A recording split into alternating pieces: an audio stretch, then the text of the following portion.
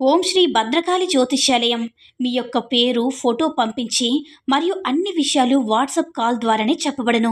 వ్యాపార అభివృద్ధి, ఉద్యోగ సమస్యలు, ప్రేమ, పెళ్లి సమస్యలు, విదేశీ ప్రయాణం, ఎలాంటి సమస్య అయినా సరే ఎక్కడెక్కడో జ్యోతిష్యం చెప్పించుకొని అది నెరవేర్లని బాధపడుతున్నారా?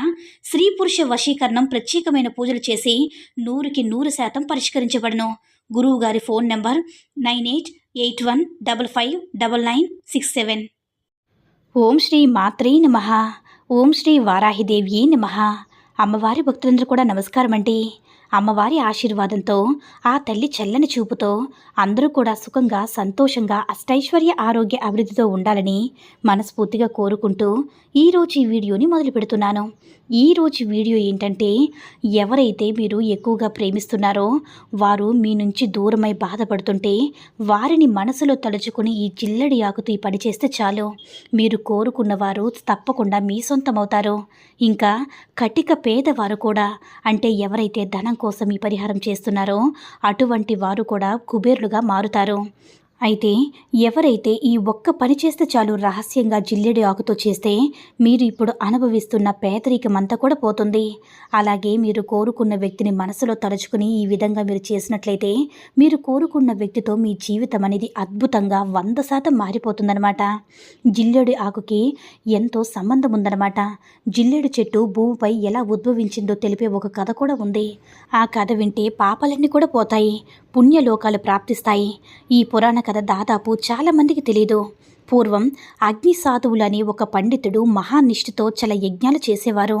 ఆ యజ్ఞాలలో పరమాత్మ తృప్తి చెంది వాళ్లను స్వర్గానికి తీసుకురండని దేవదూతలతో దేవ విమానం పంపించాడు. ఆ సమయంలో యజ్ఞం చివర్లో పూర్ణ హృదయ చేస్తున్నారు. అగ్ని సాధువులు అదే సమయంలో ఆ దేవ విమానం చూసి సంబరంలో ఉన్నవారు ఆవు నెయ్యితో కూడిన హోమ ద్రవ్యాన్ని బంగారంగా వేశారు. అయితే ఆ సమయంలో పెద్ద గాలి రావడంతో కొంత వేడి, అంటే కొంత నెయ్యి పక్కనే ఉన్న ఆ మేకపై పడింది. ఆ వేడికి మేక చర్మం ఊడిపోయి మరణించింది. అంతేకాదు, ఆ మేక ఆత్మ వీరికంటే ముందుగా వెళ్ళి దేవ విమానంలో కూర్చుంది. అలా ఊడిపోయిన మేక చర్మం పక్కనే ఉన్న ఒక చెట్టుపై పడింది. అప్పటినుంచి ఆ చెట్టు మూలతత్వంగా మారిపోయి మెత్తని ఆకులు ధరించిన జిల్లేడు చెట్టుగా మారిపోయింది. అలా జిల్లేడి ఆకు యజ్ఞం సమయంలో అశ్వధరులు ధరించడంతో పరమ పవిత్రమైంది. అందుకే జిల్లేడి ఆకును ముట్టుకుంటే మేక చర్మంలా మెత్తగా ఉంటుంది. ఇక జరిగిన దానికి అగ్నిస్వాములు బాధపడ్డారు. అప్పుడు అదే సమయంలో ఆకాశవాణి ఇలా పలికింది, మీరు దుఃఖించవలసిన పని లేదు. మీరు చేసిన యజ్ఞఫలం ఆ మేకకు కూడా దక్కి ఎంతో దుర్లభమైన స్వర్గప్రాప్తి కలిగింది. ఇక ఈ జిల్లేడు చెట్టు మీద చర్మం భలే పవిత్రమైన అర్కవృక్షంగా, అనగా పూజింపదగినదిగా మారుతుందని పలికింది. ఆ మాటలు విని అగ్ని సాధువు ఎంతో సంతోషించారు. ఇది జరిగింది మార్గశుద్ధ సప్తమి తిథి రోజు. అందుకే ఈ రోజు నుంచి కూడా రథసప్తమి రోజు నెత్తి మీద జిల్లేడు పెట్టుకుని సూర్యుడి ప్రీతి కోసం స్నానం చేసే వారికి యజ్ఞఫలం లభిస్తుంది. శివునికి తెల్ల జిల్లేడు పూలతో పూజిస్తే ఆ వ్యక్తులు వారి లైంగిక నేరాలు క్షమింపబడతాయని పురాణాలు కూడా చెప్తూ ఉన్నాయి. ఈ పువ్వులతో శివుడు ఆరాధించేటప్పుడు శారీరకంగానే కాకుండా మానసికంగా కూడా చేసిన పాపాలు క్షమించబడతాయి. తెల్ల జిల్లేడును శ్వేతార్ఘం కూడా అంటారు.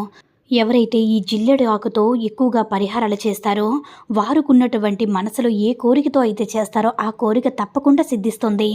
అంత పవిత్రమైనటువంటి ఈ జిల్లేడు ఆకుతో ఈరోజు మనం ఈ పరిహారం ఎలా చేయాలో మనం తెలుసుకుందాం. అయితే మీ పూజ గదిలో మనము ఇష్టదైవాన్ని పటం లేకపోయినా పర్వాలేదు, మీ ఇంటి పైనైనా సరే, లేదంటే జిల్లేడు ఆకుపై మనము ఏం చేస్తామంటే పూజ గదిలో ఉన్న జిల్లేడు ఆకుపై ఖచ్చితంగా దీపం వెలిగించాలి. మీరు స్నానం చేశాక ఒక మంచి జిల్లేడు ఆకును తెచ్చుకోండి. ఆకును కడిగి మీ పూజ గదిలో ఇష్టదైవం ముందు పెట్టండి. ఆకుపై పసుపు, కుంకుమ వేయాలి. కొన్ని గోధుమలు కూడా వేయాలి. ఆకుపై అలా వేసిన తర్వాత జిల్లేడు ఆకుపై గోధుమలు వేసి ఉంచాలి. ఇప్పుడు ఒక ప్రమిదను తీసుకోండి. దానికి గంధము, కుంకుమ బొట్లు పెట్టి ఆవు నెయ్యి వేసి విడివిడిగా 2 ఒత్తులు వేయండి. ఇప్పుడు ఆ ప్రమిదను గోధుమలో వేసి జిల్లేడు ఆకుపై పెట్టి ఏకవత్తితో దీపం వెలిగించండి. ఆ తర్వాత మీ సంకల్పం చెప్పుకోండి.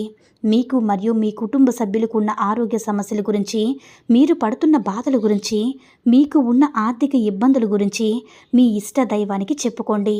అంటే మీరు ఆర్థిక ఇబ్బందులైనా సరే, లేదంటే మీరు కోరుకున్న వారు కావాలనుకున్నా, అంటే మీ సొంతం చేసుకోవాలనుకున్నా సరే, లేదంటే మీరు ఏ బాధతో అయితే బాధపడుతున్నారో ఆ బాధను చెప్పుకోవాలన్నమాట. ఆ తర్వాత ఆ దీపానికి పువ్వులను సమర్పించండి.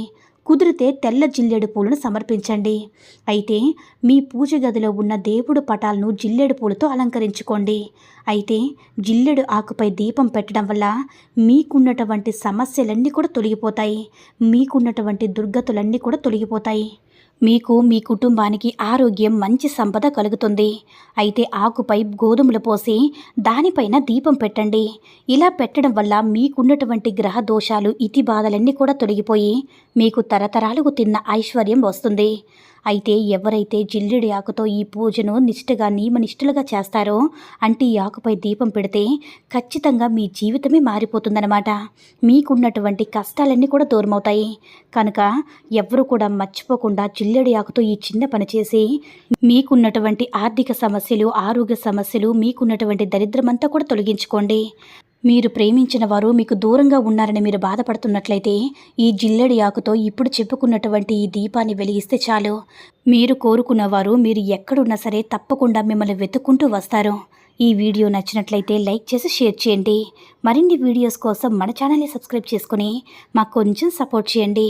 సర్వే జన సుఖినో భవంతు. ఓం శ్రీ మాత్రే నమః. ఓం శ్రీ వారాహిదేవ్యై నమః.